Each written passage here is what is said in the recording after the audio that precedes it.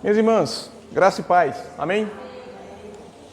Vamos dar continuidade às nossas lições. Nós estamos estudando o livro de Jó e essa é a nossa terceira lição sobre esta série de estudos que nós pretendemos fazer no livro de Jó. Nós intitulamos essa série, como as irmãs podem ver aí, de O Evangelho segundo Jó.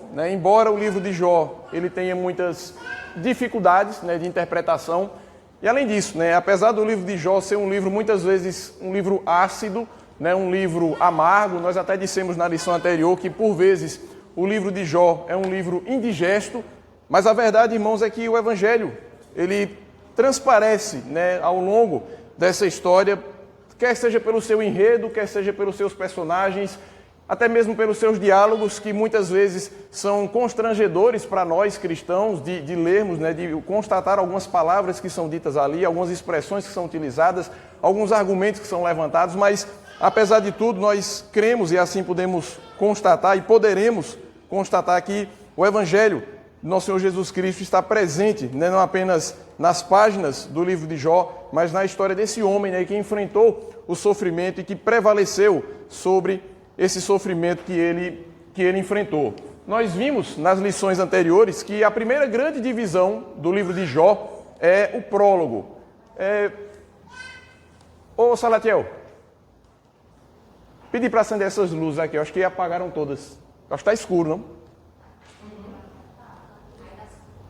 Salatiel está de costas. Acenda aí ao direito, por gentileza.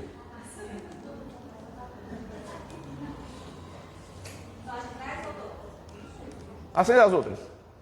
Apaga essa. Acho que fica melhor, né? Se tiver escuro, tá escuro? Não? Então pronto. Então nós vimos na lição anterior, irmãs, que a primeira grande divisão do livro de Jó é o prólogo, ou seja, os seus dois primeiros capítulos. A gente viu que essa introdução ao livro de Jó, esse prólogo, ele funciona como um trailer de um filme, Ele apresenta ali os personagens principais, apresenta também o contexto do enredo, o principal fato gerador que vai dar origem à narrativa, que vai meio que justificar todas as cenas que vão seguir adiante. Então, o prólogo do livro de Jó é importante por isso, porque ele nos apresenta os personagens, nos apresenta também a história que vai ensejar todo aquele evento. Fazer a chamada. Nós vimos na lição anterior também que esse prólogo ele transcorre aí em 5 cenas. São cenas, irmãs, que se alternam entre o que acontece na terra e aquilo que acontece no céu.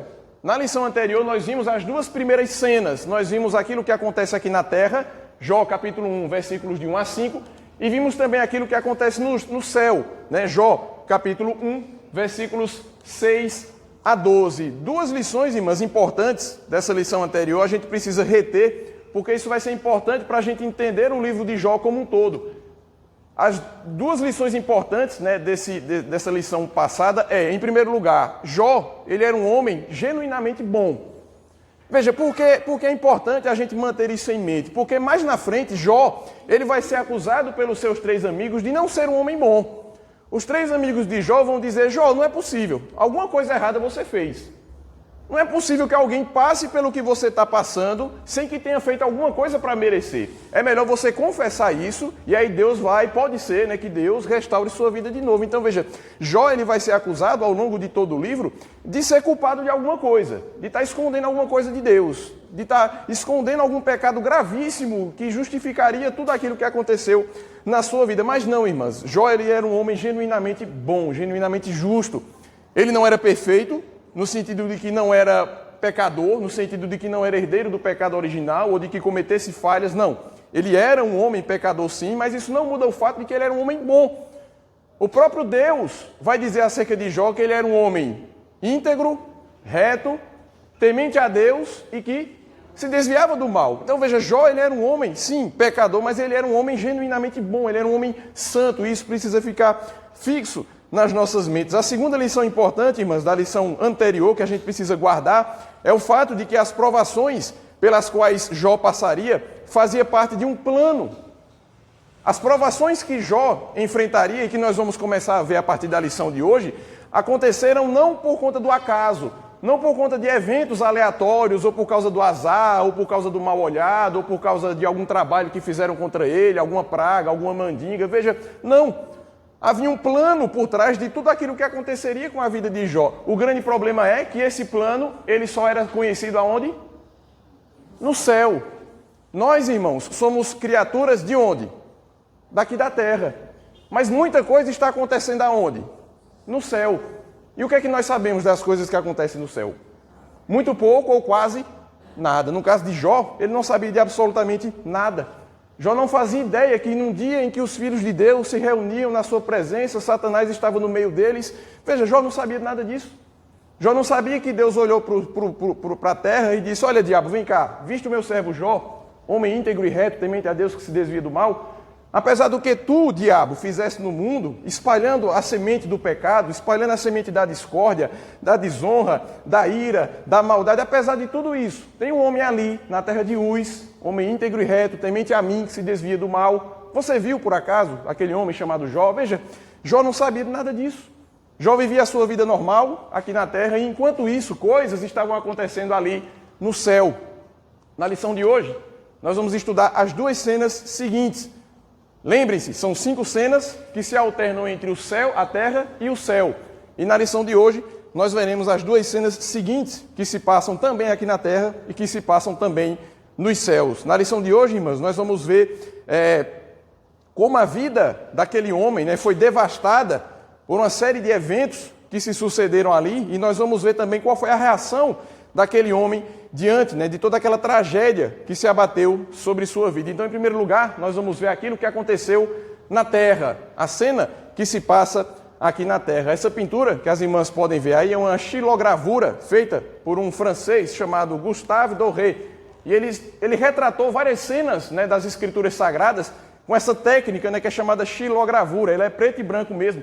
E aqui vocês podem ver o momento em que Jó, ele recebe as notícias que nós vamos ler agora a seguir. Você vê aqui o homem encostado na parede em desespero, você vê aqui os servos dele que chegam um a um trazendo as péssimas notícias que ele haveria de receber, sua esposa aqui em prantos, lançada no solo, alguns servos que sobraram ali escorados na parede. Percebam, o cenário de desolação, aquele homem que até então vivia uma vida muito tranquila, uma vida pacata, próspero, rico, de repente ele se vê numa situação em que ele simplesmente perde absolutamente tudo. Então essa cena ela é bastante impactante por isso, porque traz o momento em que Jó recebe, que ele ouve as notícias daquilo que aconteceu com o seu patrimônio e com a sua família, inclusive. Então, em primeiro lugar, vamos ver aquilo que acontece na terra.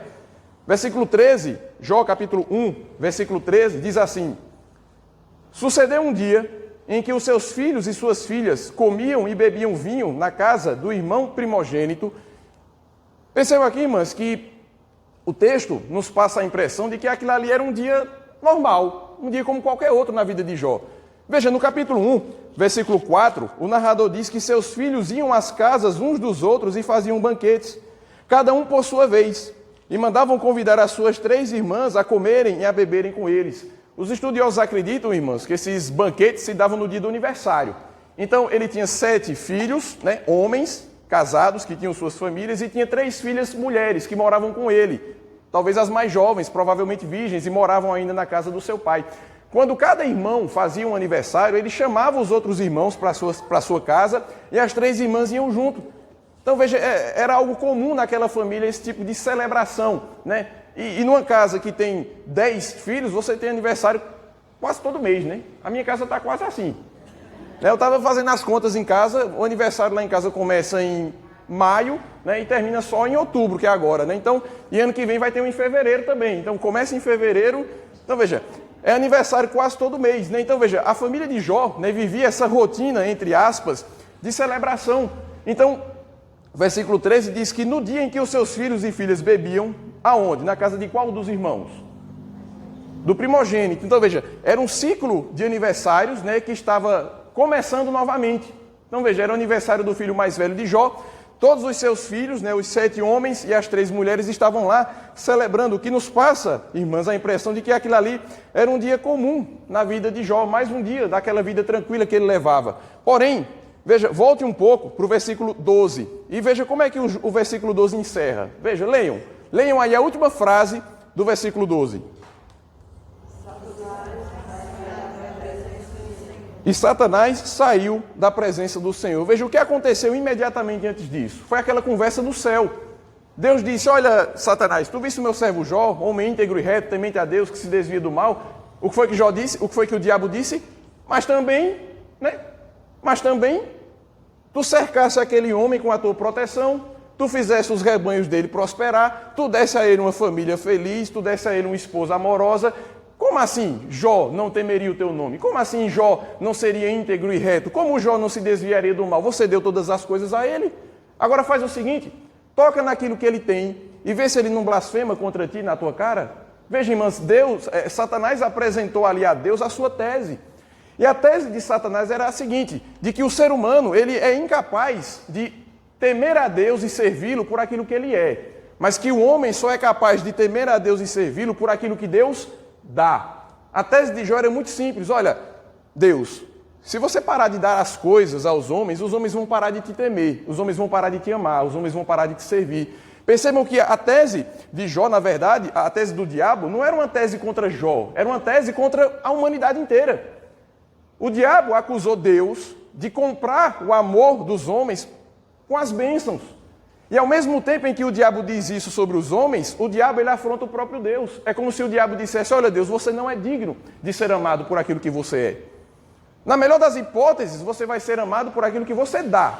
A partir do momento que você não der, ou a partir do momento que você tirar, os homens não vão temer mais a você, os homens não vão te servir, os homens não vão mais te amar. E o que foi que Deus disse ali a Satanás? Versículo 11,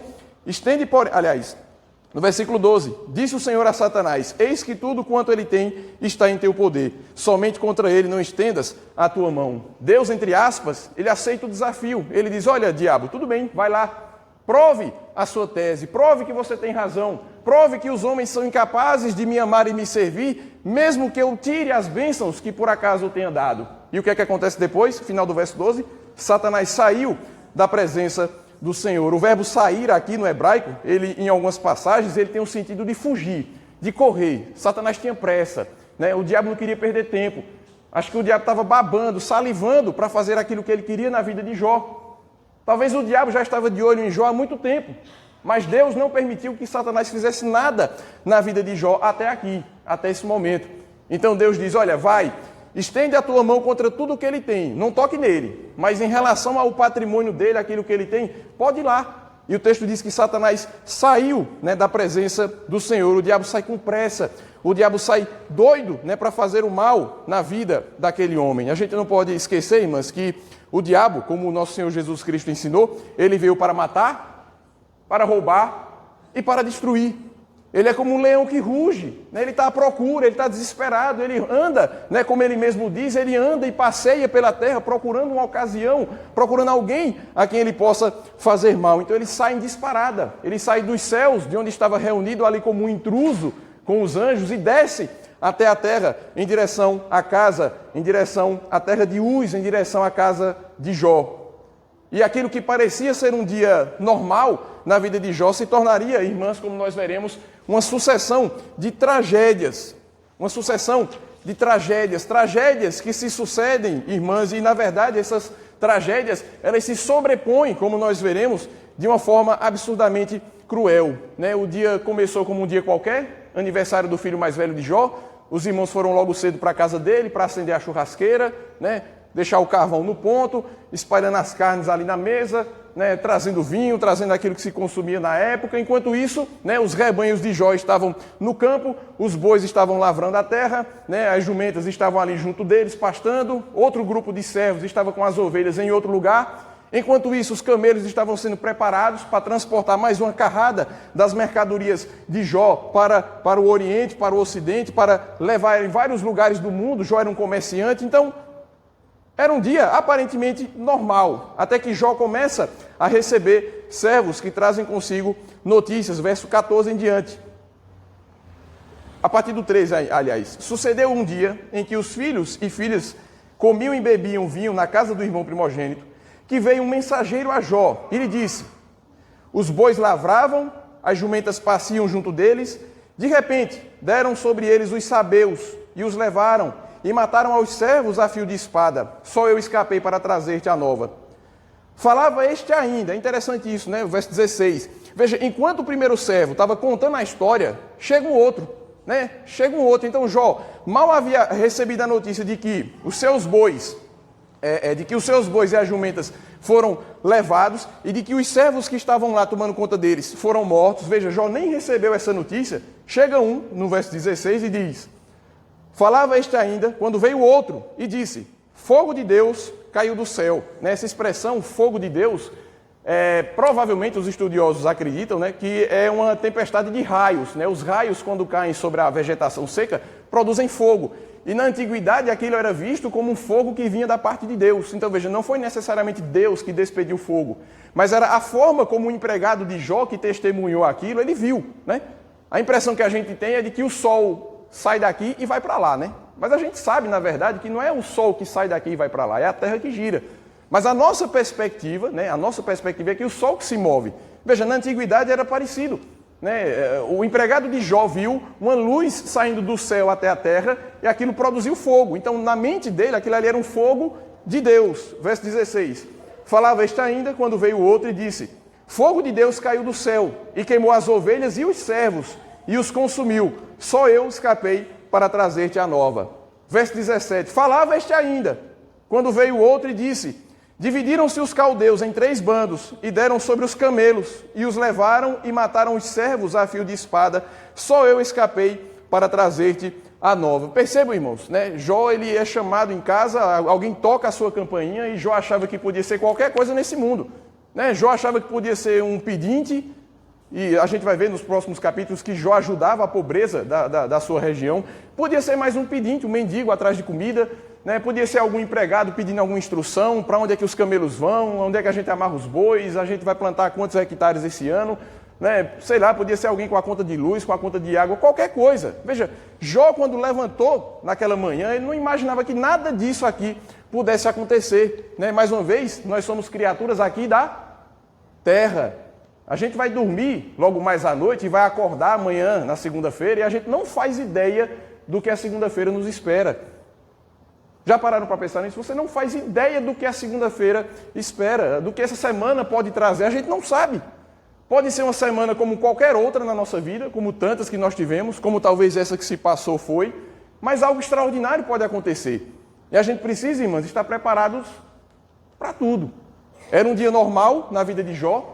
Jó certamente planejou aquele dia, ia fiscalizar suas plantações, ia dar instruções para os seus servos, ia dar uma passadinha lá na casa do seu filho mais velho, que estava fazendo aniversário, mas nada disso aconteceria naquele dia. A gente não sabe o que nos aguarda, né? Por isso que Jesus Cristo disse que basta ao dia o seu próprio mal. Não andeis ansiosos. A gente não sabe, a gente simplesmente não sabe o que nos espera no futuro próximo. E é interessante que se a gente não sabe o que nos espera no futuro próximo, é mais tolo ainda a gente ficar ansioso pelo mês que vem, né? Ficar ansioso pelo ano que vem. Ficar ansioso pelo que vai ser dos meus filhos daqui a 10 anos. Ora, a gente não sabe o que nos aguarda a segunda-feira. A gente vai esquentar a cabeça, vai ficar ansioso com o futuro de médio ou de longo prazo. Jó não sabia, irmãs, que o seu dia, na verdade o seu dia não, a sua vida seria transformada naquela manhã. Um servo após o outro, trazendo notícias, cada uma delas piores do que a outra, mas nada disso comparado ao 4º servo que aparece no versículo 18. Também este falava ainda, quando veio outro e disse: estando teus filhos e tuas filhas comendo e bebendo vinho em casa do irmão primogênito, eis que se levantou o grande vento da banda do deserto, e deu nos 4 cantos da casa, a qual caiu sobre eles e morreram. Só eu escapei para trazer-te a nova. Percebe, irmãos, aí uma sucessão de tragédias, e essas tragédias, elas literalmente se sobrepõem, porque quando um empregado está falando, já chega o outro. O segundo não acabou, o terceiro já bate a porta. Quando Jó está terminando de ouvir o terceiro, ele já vê ao longe que vem um quarto correndo, desesperado, com as roupas sujas de terra, com o cabelo cheio de escombro, todo cheio de escoriação, hematoma. Veja, as tragédias, elas se sobrepõem de forma absurdamente cruel, de modo, irmãos, que Jó, ele se vê atacado literalmente por todos os lados. Literalmente, porque os caldeus eram uma tribo que viviam ao norte da terra de Uz. Os sabeus, por sua vez, eram uma tribo seminômade que habitava ao sul da terra de Uz. O vento diz que veio da banda do deserto, que ficava a leste da terra de Uz. E as tempestades de raio na região de Jó vinham da região do mar Mediterrâneo, que ficava a oeste. Percebem, né, os detalhes aqui do narrador? Norte, sul, leste, oeste. Jó se vê atacado, literalmente, pelos quatro cantos da rosa dos ventos. Né? Para onde quer que Jó se virasse, a tragédia vinha sobre ele. Norte, sul, leste, a oeste. Percebam ainda, irmãos, que o diabo, ele usa diferentes instrumentos. Veja, o diabo utilizou dois povos. Travou. O diabo utiliza aqui, irmãos, dois povos pagãos. Eu estou adiantando ao invés de... Ele utiliza aqui os caldeus, que ficavam ao norte, e utilizavam os sabeus, que ficavam ao sul. Vejam, a diferença dos instrumentos que o diabo utiliza. Ele utiliza homens, como os sabeus e os caldeus, mas ele utiliza também os elementos da natureza, da criação. Os ventos que vinham do leste, as tempestades de raios que vinham do oeste. Percebam, irmãs, que o diabo ele utiliza vários instrumentos na hora de atacar os crentes e continua sendo, irmãs, semelhante até hoje. O diabo ele tem os seus instrumentos e ele varia, ele age com um propósito, ele atinge o ser humano, a cada um de nós, nas suas fraquezas, nas suas limitações. O diabo ele utilizou homens maus, que agiam com seus propósitos maus, mas utilizados pelo diabo, e utilizava as forças da criação. Da mesma forma, repito, o diabo ele tem vários meios de atacar os crentes. O diabo, por exemplo, ele utiliza a crítica para despertar em nós a raiva. Afinal de contas, quem quer ser criticado? Quem aqui gosta de ser criticado? Ninguém gosta. O diabo utiliza a pessoa crítica, quer seja para o bem ou para o mal, para despertar em nós a ira. Da mesma forma que o diabo utiliza o elogio para despertar em nós o quê? O orgulho. Ele utiliza pessoas que nos elogiam, que nos cercam, e às vezes nos elogiam com boa intenção, e às vezes a intenção não é boa, mas o diabo utiliza o elogio para nos tentar no nosso orgulho.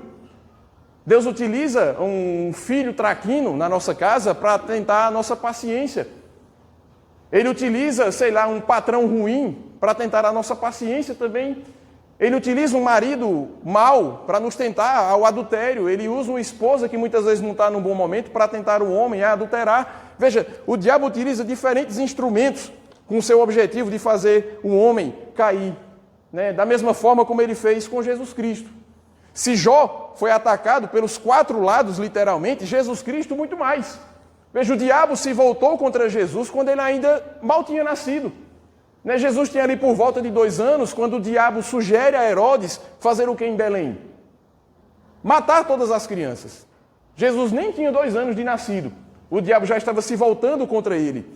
E ao longo de todo o ministério de Jesus Cristo, o diabo atacou o nosso Senhor várias vezes. Às vezes a gente acha que o diabo só atentou contra Jesus no deserto, Aquele ali foi apenas um dos momentos. Claro, foi crítico, foi muito difícil, mas foi um dos tantos momentos. O diabo tentou Jesus durante todo o seu ministério. O diabo utilizava os inimigos de Jesus, como os escribas, como os fariseus, para que ele desistisse do seu ministério. Mas o diabo também utilizava as pessoas que queriam aclamar a Jesus como rei, para fazê-lo desistir também. Para que ele aceitasse ser coroado como rei de Jerusalém, para que ele desistisse do caminho da cruz e aceitasse ser proclamado como rei dos judeus. O diabo utilizou as falsas acusações dos escribas e fariseus para tentar Jesus Cristo, mas ele utilizou até a boca de Pedro. Importa que o Filho do Homem seja entregue nas mãos dos sacerdotes, seja crucificado, morto e ressuscite ao 3º dia. Aí Pedro diz, não, mestre, para que isso? Não diga isso, isso não é necessário. O que é que Jesus diz? Arreda Satanás. Veja, o diabo, irmãos, utiliza a boca dos ímpios, mas utiliza a boca dos santos muitas vezes, infelizmente, e para vergonha nossa. O diabo tentou a Jesus Cristo até mesmo quando ele já estava na cruz, porque as pessoas passavam e diziam, se tu és o Filho de Deus, desce da cruz e creremos em ti. Ele não podia descer daquela cruz? Podia. Então veja, do começo ao fim, o diabo se voltou contra nosso Senhor em todos os momentos. Próximo. O filme A Paixão de Cristo retrata isso de forma bastante artística, bastante plástica. Não sei qual, acho que todo mundo aqui já assistiu, né? A Paixão de Cristo, de Mel Gibson, né? Esse personagem aí, careca, né? Meio homem, meio mulher, ele intencionalmente foi escolhido dessa forma para representar o diabo. Quando você assiste o filme, né, da Paixão de Cristo, dirigido por Mel Gibson, esse personagem que retrata o diabo, ele aparece em vários momentos do filme. Né? Ele aparece ali quando Jesus está no jardim, né, orando ali no jardim do Getsemane, mas ele aparece em várias cenas. Né? Ele aparece quando Jesus está sendo julgado por Herodes, né? Ele aparece quando Jesus está sendo interrogado no Sinédrio.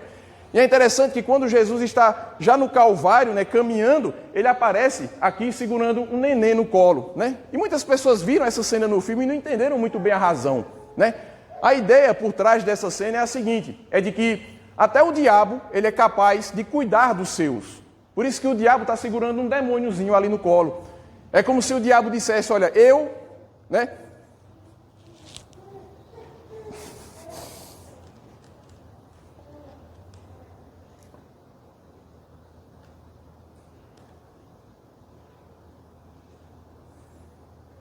É como se o diabo dissesse, eu sei cuidar dos meus, e o teu pai vai te abandonar.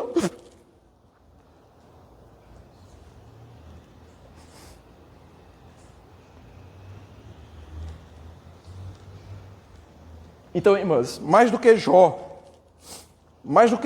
Jesus Cristo, esse sim, né, ele foi atacado, cercado por todos os lados. Ele, de fato, né, foi o homem que sofreu, né, a ira do diabo como nenhum outro homem, nem mesmo Jó pôde, né, enfrentar na sua vida. Próximo. Então, irmãos, o diabo, como nós acabamos de ver, ele fez aquilo que pôde, e mais do que isso, né, ele fez da pior forma que podia ter sido feita. Né?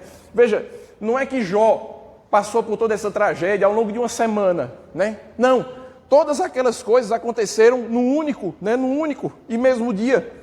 Né? A grande ironia, né, que há no relato, aqui que a gente pode observar no verso 13, o narrador vai dizer que os filhos de Jó estavam reunidos, né, comendo e bebendo vinho. Né?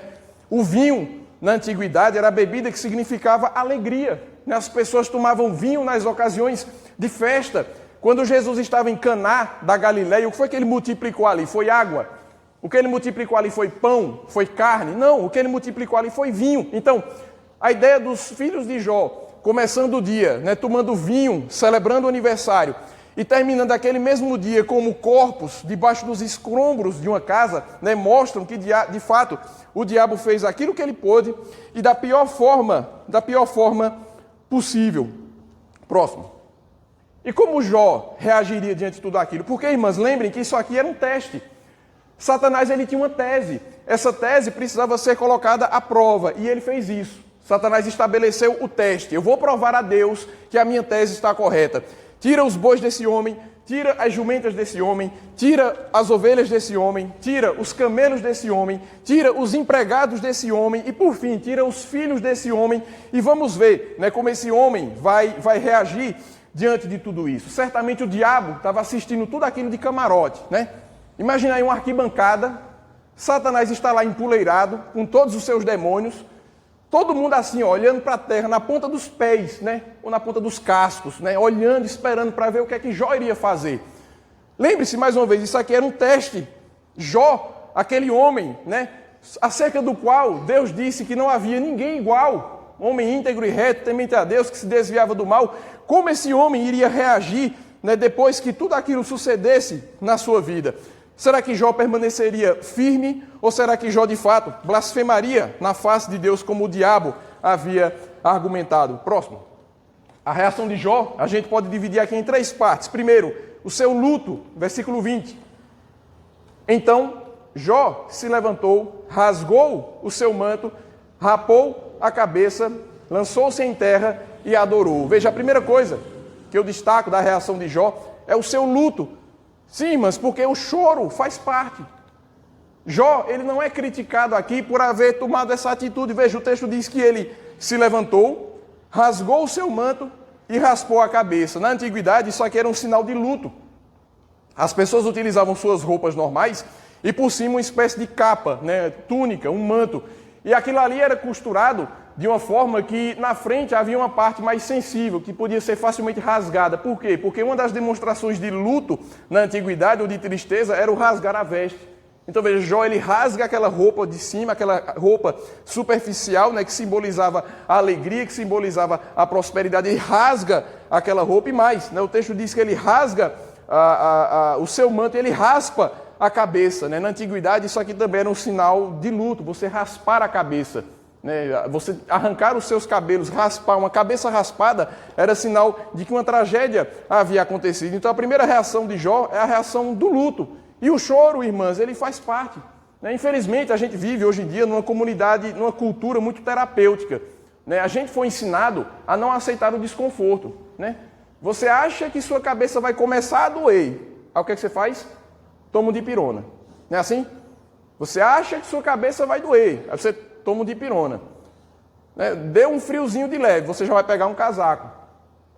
Né? Bateu um ócio, bateu um tédio, aí você já pega o celular, vai assistir alguma coisa, vai se entreter. Veja, nós fomos ensinados de que o desconforto ele é um mal que precisa ser repelido a qualquer custo. 2 noites que eu não consegui dormir direito, eu já tomo um tarja preta, não é assim? 2 noites que você não dormiu bem, faixa preta. Né? Você acha que está meio ansioso, toma um ansiolítico, toma um calmante. Veja, isso tudo faz parte da nossa cultura, né? A cultura terapêutica, mas veja, o luto ele faz parte. As pessoas não aceitam mais se entristecer. Óbvio que a tristeza em si não é boa e não tem mérito nenhum em estar triste, mas o fato é que a tristeza faz parte da vida humana. Há tempo de rir, né, e há tempo de chorar. É tempo de plantar, tempo de colher, tempo de falar, tempo de deixar de falar. Veja, tempo de sorrir e tempo de chorar. O luto, ele faz parte. Mas às vezes a gente quer se enganar, né? Como se nós fôssemos, né, super-homens, super-mulheres e que não podem passar por tristeza. Então a gente não aceita o luto, não aceita a tristeza, a gente não aceita chorar, mas o choro faz parte. Jesus chorou quando Lázaro morreu, Jesus chorou pela cidade de Jerusalém. O próprio Paulo diz que a tristeza, segundo Deus, produz fruto. Está lá em 2 Coríntios, capítulo 7, versículos 9 e 10. Então veja, o luto, ele faz parte. Muitas vezes nós precisamos prantear, nós precisamos ficar enlutados, lamentar, chorar, sentir, curtir a tristeza. Faz parte da reação do homem de Deus diante das situações de tragédia. Próximo. A segunda coisa da reação de Jó é a sua adoração. Versículo 20 ainda. Então se levantou, né, Jó se levantou, rasgou o seu manto, rapou a cabeça, lançou-se em terra e o adorou. E aí, irmãs, é o grande desafio para o crente. Né, adorar a Deus enquanto as coisas vão bem, enquanto os bois estão arando, enquanto as jumentas estão pastando, enquanto as ovelhas estão engordando, enquanto os camelos estão sendo carregados, quando seus filhos estão bem sadios, celebrando aniversário. Adorar a Deus, sim, é bom, é fácil. Mas o grande desafio, irmãos, é adorar a Deus quando nada mais disso existe. Quando os animais foram roubados, quando os servos foram mortos, quando os filhos estão debaixo de 10 covas que você mesmo ajudou a cavar. Como é que você adora a Deus em situações como essa? Próximo. Há aí uma citação de um autor brasileiro chamado Marcelo Aguiar, e ele diz o seguinte: o patriarca demonstrou assim que tristeza e fé podem coexistir, ou seja, a tristeza e a fé, elas podem andar juntas. E muitas vezes a gente quer se enganar, achando que não, que o crente ele não pode estar triste, o crente não pode estar cabisbaixo, o crente não pode aceitar o sofrimento, né? Repreenda o mal, repreenda o sofrimento, não aceite, determine. Não, né? Jó é o testemunho vivo de que a tristeza e a fé podem coexistir. Lado a lado, com o abatimento mais profundo, o crente pode conservar a sua esperança e a sua gratidão. A reação de Jó foi essa. Ele estava triste sim, enlutado sim, ele rasgou o seu manto sim, mas ele se joga na terra para adorar ao Senhor. E por fim, a terceira coisa que eu destaco da reação de Jó é a sua submissão à vontade de Deus. O que é que ele diz? Versículo 21. Nu saí do ventre da minha mãe e nu voltarei. O Senhor o deu, o Senhor o tomou. Bendito seja o nome do Senhor. Essa é a primeira vez que Jó fala no livro. No livro em que tantas pessoas vão falar, no livro em que tantas pessoas vão falar tantas vezes, essa é a primeira vez que Jó fala. As primeiras palavras que saem da boca de Jó são essas. né? Não é uma oração de ação de graças pela sua prosperidade, não. É um lamento pela sua tragédia, mas ao mesmo tempo um lamento consciente, um lamento que pressupõe uma vontade soberana por trás. Ele diz: nu saí do ventre de minha mãe e nu voltarei. O Senhor o deu, o Senhor o tomou. Bendito seja o nome do Senhor. Por trás de todos aqueles eventos, ele consegue enxergar quem? O Senhor. Quem foi que deu? Quem foi que tomou? Uma vez uma pessoa me questionou, um rapaz recém-convertido, e ele ouviu uma música que passou num funeral aqui na cidade, e a música dizia mais ou menos isso. Eu não conheço a música, mas a música tinha um refrão que era esse, né? Deus deu, Deus tomou. E ele veio me perguntar de onde era essa frase, se estava na Bíblia, se era de algum livro. E eu disse: não, essa frase aí foi tirada do livro de Jó. E ele: e como assim? Deus dá um parente da gente, Deus tira esse parente da gente? Eu digo: pois é, né? Está lá escrito em Jó. Pela primeira vez eu tive que defender música gospel. Porque eu digo: não, dessa vez a mulher que compôs isso aí está certa, né? Eu nunca achei que eu ia defender música gospel algum dia, mas eu digo: dessa vez, né? Até o relógio parado, né? 2 vezes por dia ele acerta a hora, né? Assim, então, quem escreveu essa música gospel aí dessa vez acertou, porque Deus dá e Deus tira. E o rapaz disse: mas não foi o diabo? Eu digo: sim, foi o diabo. E quem está por trás de todas as coisas? Como Lutero dizia, até o diabo, ele é o diabo de Deus. Então veja, Jó, minhas irmãs, ele tinha essa concepção. Jó pôde enxergar naqueles eventos uma vontade soberana por trás, porque veja, realmente não é plausível. Jó é um caso único. Veja, que outra pessoa na história documentada passou por algo parecido como Jó, de perder no mesmo dia tudo aquilo que ele possuía. Uma tragédia vindo atrás da outra, todas elas recebidas no mesmo dia. Jó, quando viu tudo aquilo acontecendo, ele teve o discernimento de ver: olha, veja, isso aqui não é um acidente, isso aqui não é normal, isso aqui não é fruto do acaso. Eu não posso estar passando por tudo isso aqui de uma vez só e ao mesmo tempo e não enxergar nisso, de alguma forma que eu ainda não sei como explicar, a mão de Deus. Por isso que ele diz: o Senhor deu, o Senhor tomou. O próximo. Outra citação aqui de um autor, esse americano, Charles Swindoll, ele diz o seguinte: nada temos ao nascer, nada temos ao partir. Tudo o que possuímos nesse intervalo nos é dado pelo doador da vida. Tudo o que nós temos são ossos envoltos em pele, órgãos, nervos e músculos, junto com uma alma pela qual devemos prestar contas a Deus. A única coisa que você tem, de fato, é o seu corpo. Não foi como Jó disse? Nu vim ao mundo, né? E nu vou terminar voltando. E de fato, irmãos, quando a gente vem a esse mundo, a gente vem nu. A gente não sabe andar, a gente não sabe falar, a gente não sabe se comunicar. Se não tiver alguém que troque nossa roupa, que nos dê comida, a gente morre. Então veja, o ser humano ele vem a esse mundo de forma totalmente vulnerável. A gente vem aqui sem nada, né? Nu, a nudez simboliza isso, né? A total falta de amparo, a total falta de condições. Então, nu a gente vem ao mundo e, no certo sentido, nu também a gente volta. Porque qualquer um de nós, quando morrermos, alguém vai tirar nossas roupas, não é assim? Alguém vai vestir outras roupas no lugar. Em um certo momento nós vamos ficar nu na hora da morte. Vulneráveis ao nascer e vulneráveis a morrer. Tudo que nós temos é esse corpo e a alma pela qual iremos prestar contas. Mas ele diz mais: quando você entende que tudo que você tem é por empréstimo, você fica mais preparado para devolver quando o dono quer as coisas de volta. Veja, tudo que você tem não é seu, é um empréstimo. As coisas que Deus lhe dá, os bens que você tem, o seu patrimônio, seus pais, seus filhos, seus irmãos, a igreja, tudo que nós temos é por empréstimo. E tudo aquilo que é emprestado, mais cedo ou mais tarde, ou você devolve, se você for uma pessoa educada, ou o dono vai ter que bancar o chato e dizer: olha, lembra daquele livro que eu te emprestei em 2013, né? Tu ainda tem, eu estou precisando, né? Em alguns casos eu dou por perdido, porque eu tenho vergonha de pedir de volta. Se for um livro importante, eu digo que não posso emprestar. Mas os outros que eu empresto, se o cara não traz, eu fico com vergonha. Mas veja, Deus ele é o dono de todas as coisas. E mais cedo ou mais tarde, Deus vai requerer de volta aquilo que Ele nos deu para administrarmos, para cuidarmos, para desfrutarmos. Então, quando você entende que tudo que você tem é por empréstimo, você fica mais preparado para devolver quando o dono quer essas coisas de volta. Abra sua Bíblia em 1 Timóteo 6. Veja aí, 1 Timóteo 6, 7 e 8. Quem achar aí pode ler. 1 Timóteo 6, 7 e 8. Porque nada temos trazido para o mundo, nem coisa alguma podemos levar dentro, tendo sustento com o que nos vestimos Nada temos trazido para o mundo, nem coisa alguma podemos levar dele. Talvez Paulo estava pensando justamente em Jó quando escreveu essas palavras, né? Nu saí do ventre da minha mãe, nu voltarei. Nada temos trazido para esse mundo, nada poderemos levar dele. Todas as coisas que Deus nos dá são por empréstimo. A partir do momento em que Deus requerer essas coisas de volta, nós devemos estar prontos, irmãos, para devolvê-las, como Jó fez. Há tristeza em Jó? Há, mas não há desespero.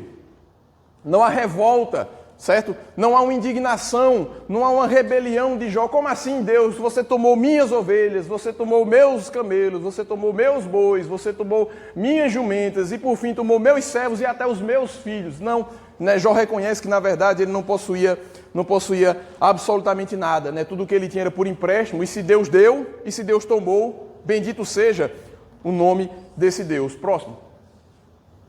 Em toda essa tragédia, né, como nós comentamos há pouco, Jó não deixou de enxergar o agir de Deus. Né? Você vê que em nenhum momento Jó culpa qualquer outra pessoa ou qualquer outra circunstância. Jó não reclama do azar, Jó não reclama de que alguém conspirou contra ele ou de que alguém rogou uma praga sobre ele. Não, por trás de todas as coisas ele enxerga o agir de Deus. A próxima citação diz o seguinte: a fé intensa de Jó imediatamente vê a mão de Deus em cada evento, entre aspas, natural. Se a gente olhar o que aconteceu com Jó, veja, se você pegar tudo o que aconteceu na vida de Jó e atribuir, né, o vento a fulano, o fogo a cicrano, se você disser que os sabeus atacaram fulano de tal lá não sei aonde, que os caldeus atacaram cicrano lá do outro lado do mundo, veja, esses eventos, eles isolados, não parecem naturais? Veja, quantas vezes por dia alguém é assaltado nesse país? Quantas vezes por dia alguém... Não é normal o assalto, infelizmente, né? Não é normal você ser assaltado no Brasil. Não é normal, eventualmente, uma casa cair, uma enchente. Infelizmente, são eventos que acontecem. Veja, nesse exato momento, em algum lugar do mundo, está tendo uma enchente, eu garanto. Não sei onde, mas está tendo. Nesse exato momento, tem algum imóvel desabando ou prestes a desabar sobre alguém em algum lugar desse mundão criado por Deus. Mas veja, esses eventos, eles são, entre aspas, naturais. Mas quando todos eles acontecem em cima de um único homem, aí você começa a olhar que tem coisa estranha aqui. Então veja, Jó, ele enxerga a mão de Deus em cada evento, entre aspas, natural. Não há acidentes em um universo regido pelo único Senhor soberano. Não existe acidentes no universo, porque Deus está ao controle de todas as coisas. Acidentes são para nós, humanos, criaturas aqui da terra. Para nós essas coisas parecem acidentes, mas Jó cria num Deus, né? Jó cria num Deus que governava todo o universo. E se esse Senhor existe, e se ele de fato coordena o universo, não pode haver acidentes para esse Deus. Jó vê somente a mão de Deus nestes eventos.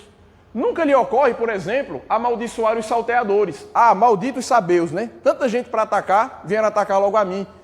E esses caldeus, né? Malditos sejam, né? Vieram logo atrás de mim, porque não foram mais ao sul, né? Procurar seus inimigos de lá. Veja, Jó não bota a culpa nos sabeus, Jó não bota a culpa nos caldeus, Jó não fala que a culpa foi dos seus empregados, que não vigiaram direito, né? Dos seus guardas, que não estavam preparados. Não, né? Jó, ele não bota a culpa em terceiros, ele reconhece em todas as coisas que há um controle soberano. Próximo. Todas as causas secundárias desaparecem. Foi o Senhor quem deu, foi o Senhor quem tomou. E somente no Senhor deve ser procurada a explicação destes acontecimentos estranhos. Essa parte final dele é interessante, né? Se foi Deus quem deu e se foi Deus quem tomou, quem é que pode explicar isso? Só Deus. O nosso erro, irmãs, muitas vezes é que nós procuramos explicações aqui na terra. E repito, né, algo que eu disse desde a primeira lição, muitas coisas ruins que nos acontecem são culpas nossas. É culpa nossa, é verdade. Muitas coisas ruins que acontecem a nós é fruto das nossas escolhas erradas, da nossa rebeldia, da nossa falta de ouvir conselho, é verdade. Mas, muitas coisas ruins que nos acontecem não tem uma explicação razoável. Não tem. Como explicar o que aconteceu com Jó? Qualquer tentativa de Jó de procurar alguma explicação aqui no plano de baixo, aqui na terra, seria falha. Se foi Deus quem deu e se foi Deus quem tomou, somente Deus pode explicar. O nosso erro, muitas vezes, é querer explicar isso em termos terrenos. E aí a gente bota a culpa na nossa esposa, né? Olha, eu fui um bom pai, mas se minha mulher tivesse feito isso e aquilo, meu filho hoje não estava nessa situação. A esposa, por sua vez, muitas vezes faz isso com o marido. Olha, se o meu marido fosse mais presente em casa, eu talvez não tivesse traído ele. Percebem como a gente utiliza vários argumentos, né, para tentar explicar as situações ruins aqui da terra? Mas, rapaz, se fulano de tal, sei lá, tivesse conferido, né, o pneu do carro antes de viajar, talvez a roda não tivesse voado, talvez o carro não tivesse capotado, talvez ele não tivesse paralítico hoje. Se eu tivesse tomado a vacina tal, eu não teria adoecido, não teria morrido. Então, veja, a gente procura explicações para fatos que muitas vezes eles são inexplicáveis. Somente em Deus podem ser encontradas as explicações quando somente Deus é o autor daquilo que acontece nas nossas vidas. Próximo. Diante de toda aquela resposta de Jó, irmãs, lembrando, né, a resposta de Jó envolveu o luto, envolveu a adoração e envolveu a submissão. Ele chora, ele lamenta sim, mas ele se volta para Deus em adoração e ele aceita a vontade de Deus. Deus deu, Deus tomou, bendito seja o seu nome. A reação de Deus diante da resposta de Jó está no verso 22. O que é que diz? Jó 1, 22. Em tudo isso, Jó não pecou, nem atribuiu a Deus falta alguma. Veja, irmãs, Jó, ele passa no teste.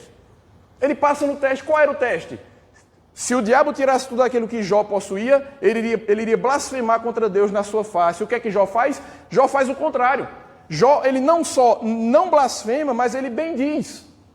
O Senhor deu, o Senhor tomou, bendito seja o nome do Senhor. Jó, ele passa no teste. E essas palavras do versículo 22 são uma espécie de selo de aprovação, né? Em tudo isto, Jó não pecou, nem atribuiu falta alguma. Veja, Jó, ele passa no teste. Jó, ele aceita perder tudo o que ele possuía para se manter leal ao seu Senhor. E nesse sentido, irmãs, Jó, ele também tipifica o nosso Senhor Jesus Cristo.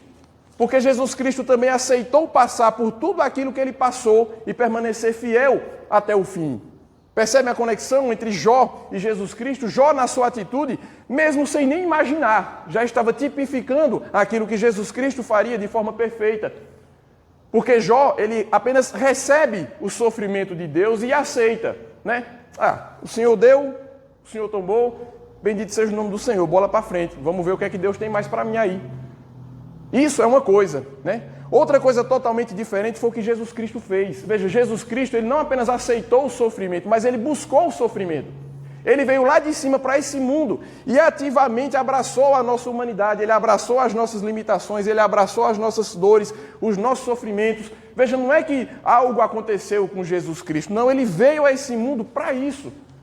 Jó, ele simplesmente aceitou aquilo que Deus colocou no caminho dele, Jesus não. Jesus, ele deixou tudo o que ele tinha, né? Como diz Paulo lá em Filipenses, mesmo sendo Deus, não julgou como usurpação o ser igual a Deus, mas a si mesmo se esvaziou, assumindo a forma de servo, reconhecido em figura humana. Ele veio a este mundo, né, para sofrer, ele veio aqui, esvaziou-se, ele veio a esse mundo para sofrer, para assumir a condição humana, certo? E foi obediente até a morte de cruz. Então veja, Jó, mesmo sem saber, com a sua reação, com a sua resposta, ele já apontava para aquilo que Cristo um dia iria fazer. Jó, ele aceita o sofrimento que Deus lhe deu sem saber nenhum motivo. Jesus não. Jesus, ele busca o sofrimento porque ele sabia o motivo. Ele veio para salvar a sua igreja e por isso ele busca ativamente o sofrimento e permanece fiel e leal até o fim. Então, irmãs, o livro de Jó poderia acabar aqui, ou não? Poderia. O livro de Jó poderia ter um capítulo só, como Obadias, por exemplo. Por quê? A tese de Satanás não era essa? O argumento de Satanás era, primeiro, os homens adoram a Deus por aquilo que Deus dá. Segundo, Deus não é digno de ser adorado, a não ser que ele dê as coisas aos homens. Aí escolhe Jó, que era o melhor dos homens que havia na terra, para fazer um teste. Tira tudo o que Jó tem. Jó blasfemou? Não. Fim de papo. Veja, se o livro de Jó fosse sobre uma aposta entre Deus e o diabo, o livro teria acabado aqui. Mas, infelizmente para Jó, e felizmente para nós, a história de Jó ela não termina aqui, porque nós temos a próxima cena, que é a cena que se sucede no céu. Relembrando a ordem, primeira cena na terra, tem um homem na terra de Uz, chamado Jó, homem íntegro e reto, temente a Deus, que se desvia do mal, tem 7 filhos, não sei quantos camelos, não sei quantas jumentas, ele sacrifica todos os dias pelos seus filhos, porque pode ser que eles tenham pecado no seu coração. Isso é o que acontece na terra no primeiro momento. No céu, Deus e o diabo têm uma conversa sinistra ali, em que o diabo lança contra Deus e contra Jó a sua tese. Deus autoriza que a sua tese seja provada na vida de Jó. E aí a gente volta para a terra mais uma vez. Todos os bens de Jó são destruídos, seus servos, seus filhos. Jó não amaldiçoa, Jó bendiz. A gente acha que a história vai acabar, mas não, tem mais coisa acontecendo no céu. Próximo. A segunda cena do céu Jó capítulo 2, versículos de 1 a 6, ela começa de forma muito parecida com a primeira cena no céu. Veja, Jó capítulo 2, a partir do verso 1, diz assim: no dia em que os filhos de Deus vieram apresentar-se perante o Senhor, veio também Satanás entre eles apresentar-se perante o Senhor. Veja, é quase o mesmo texto, né? É quase a mesma coisa que você lê no capítulo 1, versículo 6. E é intencional, né? O narrador faz isso de propósito. Ele quer mostrar a nós, certo, que as coisas estão acontecendo numa sequência, numa ordem. Capítulo 2, versículo 2. Então o Senhor disse a Satanás: de onde vens? Respondeu o tinhoso e disse: de rodear a terra e passear por ela. A gente viu na lição passada que o diabo ele é um vagabundo, né? Vagabundo, literalmente no latim é isso, né? Vagare é andar ao ermo, né? Andar ao léu, né? Abundo é aquele que abunda, né? Então vagabundo é o cara que gosta de andar por aí, sem ter o que fazer. O diabo ele é o vagabundo, estritamente falando, né? De rodear a terra e passear por ela. Verso 3. Perguntou o Senhor a Satanás: observaste o meu servo Jó? Porque ninguém há na terra semelhante a ele, homem íntegro e reto, temente a Deus e que se desvia do mal. Agora aqui, irmãs, o texto muda. Veja, o versículo 3 do capítulo 2, ele é igual ao que você tem no capítulo 1, versículo 8. Mas aqui, agora, aqui, Deus ele faz um acréscimo. Veja o que ele diz. Ele conserva a sua integridade.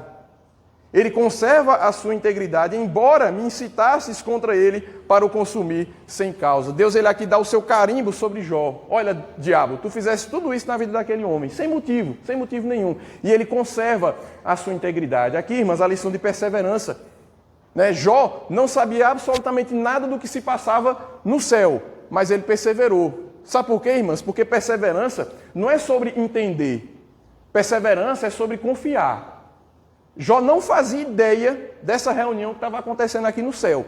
A única coisa que Jó sabia é que Deus deu e que Deus tirou. E ele ainda assim continuava sendo Deus. Portanto, bendito seja o nome do Senhor. Perseverar não é entender. Perseverar é crer. É crer mesmo quando a gente não entende.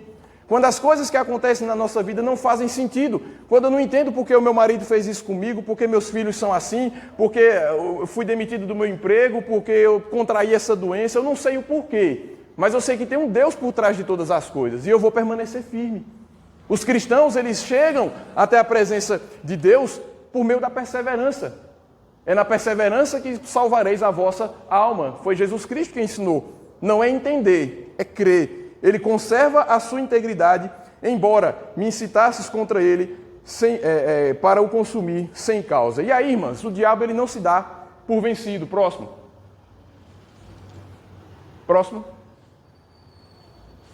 Eu esqueci de saltar aí.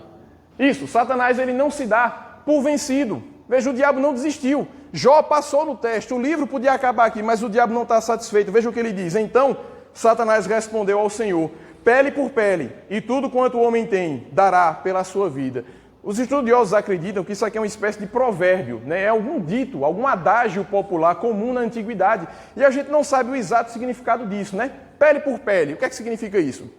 Alguns acreditam que isso aqui é mais ou menos o seguinte, é como se o diabo dissesse: olha Deus, Jó, ele ainda está firme, mas é aquela coisa, né?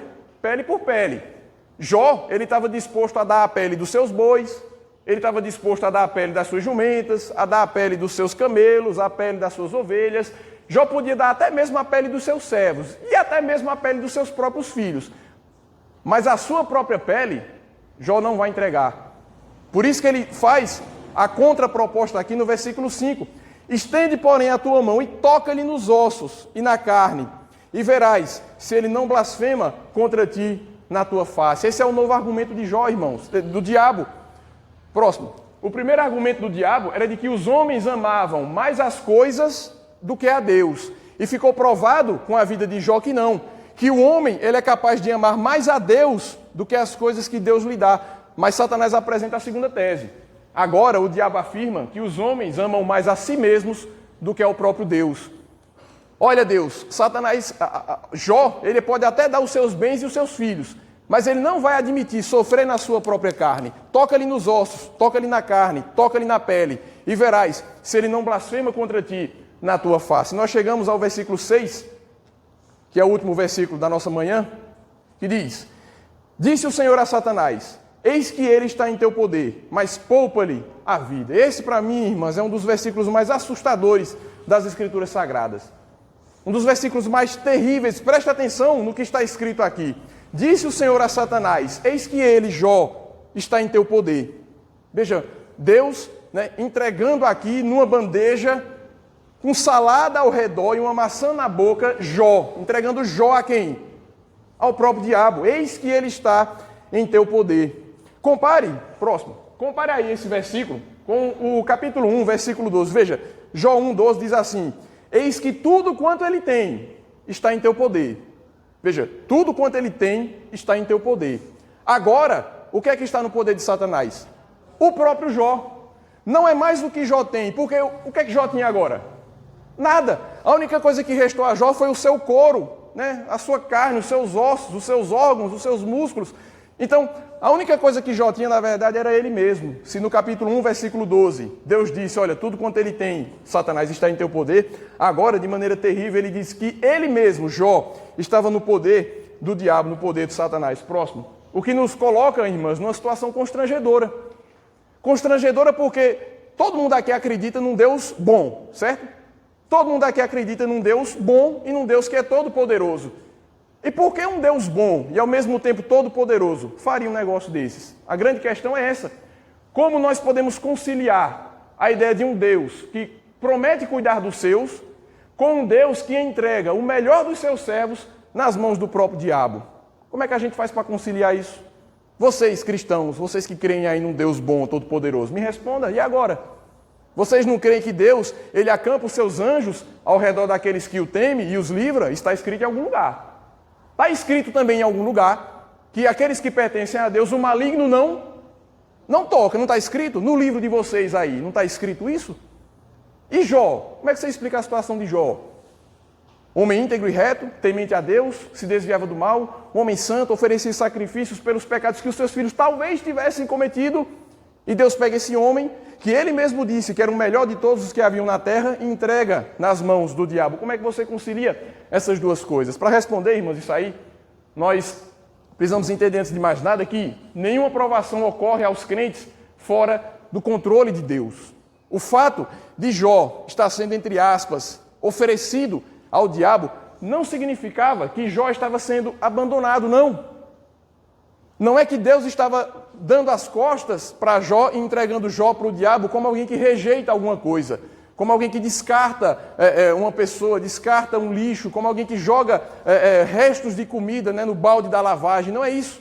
O fato de Deus entregar Jó ao poder de Satanás não significava que Jó estivesse sendo abandonado. Muito pelo contrário, como nós veremos, no meio do sofrimento, no meio da aflição, no meio da provação, Deus estava presente com Jó, apesar do fato de que Jó muitas vezes não entendia isso e que Jó muitas vezes chegou perto de sequer acreditar. Quando a gente entrar na parte dos diálogos, você vai ver que em muitos momentos Jó ele chama a atenção de Deus. É como se dissesse: olha, Deus tem que olhar isso aqui, não é possível. Onde é que esse Deus está? Onde é que ele está? Que não está vendo tudo isso que eu estou passando? Todo esse sofrimento que eu enfrentei, esses amigos que vieram aqui para me consolar, só fazem me acusar. Eu queria ter 5 minutos com Deus para eu poder resolver essa situação. Jó vai dizer algo muito parecido com isso, mas não esqueçam o fato de que Deus entregar Jó ao poder do diabo não significava que Jó estava sendo abandonado. Na verdade, o único homem que enfrentou a provação de forma totalmente desamparada, quem foi? Jesus Cristo. Próximo. Essa imagem aqui foi pintada por um francês, eu esqueci agora o nome dele, e o propósito dele era retratar Jesus Cristo no momento de maior abandono. Ele faz essa cruz num fundo escuro, percebam que a impressão que você tem é como se a cruz flutuasse, não é isso? Não dá para ver a terra, não dá para ver os soldados romanos, não dá para ver o horizonte, não dá para ver as mulheres que choravam ali aos pés da cruz. É como se essa cruz flutuasse no universo vazio, como se Jesus estivesse de fato desamparado de tudo e de todos, e o Cristo crucificado, ele olha para cima, E aí a gente lembra daquelas palavras que ele proferiu lá, Deus meu, por que me desamparaste? Volta aí, Simone, por favor. É como se você quase escuta ele fazendo essa pergunta, ele olha para cima, e o único lugar de onde vem luz, de onde é? É de cima. É como se ele se voltasse para o céu e de fato fizesse, né, aquela pergunta que nós lemos no Evangelho que ele fez. O único que enfrentou a provação totalmente desamparado foi esse, né, foi o Senhor Jesus Cristo. Próximo. Para concluir, né, nós vemos, portanto, que as provações não significam que Deus nos abandonou, mas sim que Ele está conosco em meio à provação. Esse foi o grande dilema de Jó a partir desse momento. Porque, veja, Jó, ele passa no primeiro teste, no qual muitos de nós não passaria, sejamos francos, mas quando Jó acha que não poderia piorar, quando Jó achava que a partir de agora, né, Deus de alguma forma aliviaria sua dor, ou quem sabe até talvez trouxesse de volta parte daquilo que ele perdeu, veja, Jó não fazia ideia de que a coisa na verdade ia ficar ainda mais complicada. Mais uma vez, nós somos criaturas aqui da terra. A gente não sabe o que se passa no céu. Jó sabia que ele enfrentou uma grande tragédia na sua vida, e eu acho que ele pensava que não podia ficar pior. Né? Pior que está, não fica, não é o ditado? Pior que está, não fica. Deus deu, Deus tomou, tudo bem. Daqui para frente agora, pior que está, não fica. Mas Jó não sabia o que se passava nas alturas celestiais. Próximo. Acabou? Pronto. Como nós veremos na próxima lição, né, nós veremos a última das 5 cenas que fazem parte do prólogo. Nós veremos que essa conversa que teve nos céus, né, ela traria mais uma vez consequências aqui para a terra. Mas fica para nós, né, no final dessa lição, essa verdade, né, de que Deus está conosco em meio. Quando nós enfrentamos as provações, isso não é um sinal de que Deus nos abandonou, não, mas de que Ele quer tirar de nós algo bom, algo melhor. E nós não estamos soltos, né? A gente não está enfrentando as dificuldades da vida aqui por conta própria. Ele está conosco, né, em meio a essas provações. Alguém quer fazer algum comentário? Não? Cindy?